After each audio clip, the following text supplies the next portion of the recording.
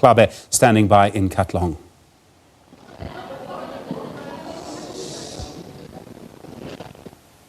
To you, Stephen, live at Tsolo Community Hall in Katlehong, where over 250 people that have been displaced following that violence in Johannesburg are actually seeking shelter. And of course, as you can see, young and old definitely here trying to seek refugee in order to avoid the tension that's been simmering throughout Johannesburg as well as surrounding areas. We are told that the total number of people that were displaced ever since the start of last week is over 800 of them. So many of them that use here are from Zimbabwe as well as Malawi. I'm told that some of them, of course, lost their loved ones during that particular violence. We know that in Katlehong, at least 2 people were killed during that particular violence. I also understand that some are also looking for their loved ones. They can't find them.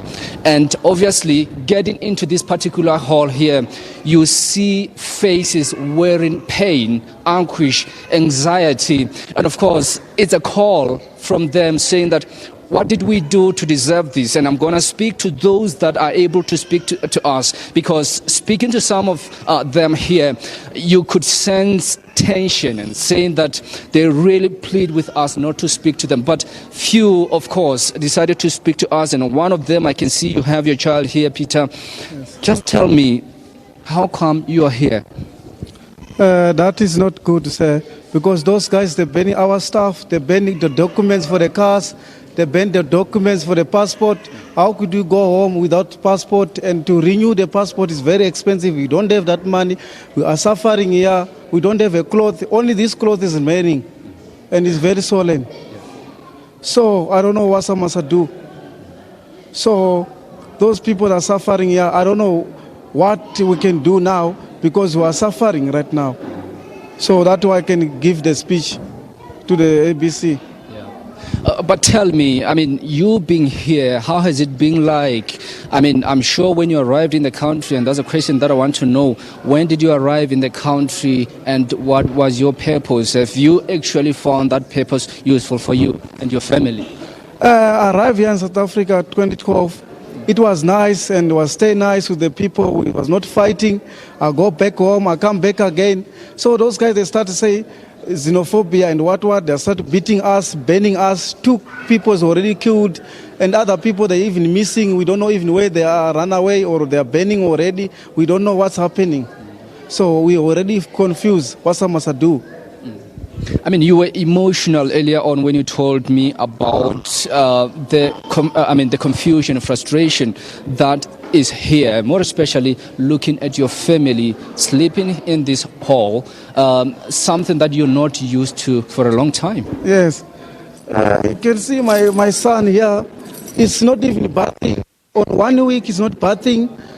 So he's not eating nice. Should be what the way was eating before, was eating nice food. Now he's eating food from this side. He's supposed to enjoy in the house. Now he's not enjoying anymore.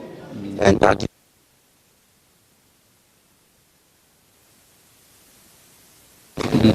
they are taking our people's stuff. They are banning the things.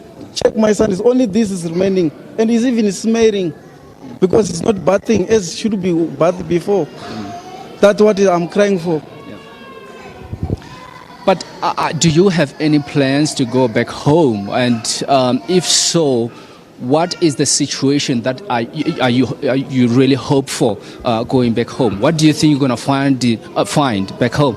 I wish if someone help me to go home with my family, I can go home to my family. Mara. Now to go home, they want a passport on the bus to go home. If you don't have, I have to pay a lot of money because I have 3 kids right here with their mother sitting right here. So I don't have money to go to Zimbabwe because they want a passport, the drivers. If I don't have passport on the border, to cross border to go to Zimbabwe, they really need serious money, and I don't have that money. Because now the job is already is finished because I'm not working. Where can I sleep after work? I cannot sleep at work. That's what's my issues. All right. Thanks so much for your time. Of course, Stephen, that's the voice that actually speaks for almost everyone that's here is a voice that carries frustration, a voice that carries pain, and of course many of them saying that they're really not sure if their loved ones are still alive out there. And of course others saying that they are even scared to get out of this particular hall because they don't know if they will come back with their lives. But for now, let's just go to a short break. We'll bring you more after it.